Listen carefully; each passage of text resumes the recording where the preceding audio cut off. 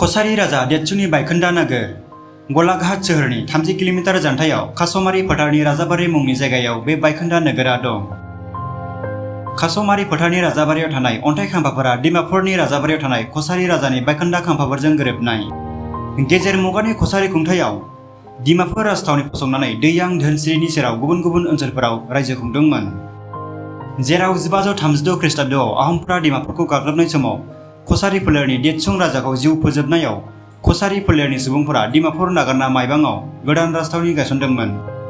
गासै बेवहाय गं 35 समायना बायदि आगरफोरजों एरफबनाय बे खाम्फाफोरा गलाघाट जिल्लानि कासमारि फोथाराव कसारी फोलेरनि नेरसोनथि महरै दासिमबो गोजोरै नुनो मोनो। बे खाम्फाफोरखौ कसारीफोरनि मुंख्लं जानाय बिर जोहोलावफोरनि गोसोखांथियाव लुनाय जादोंमोन।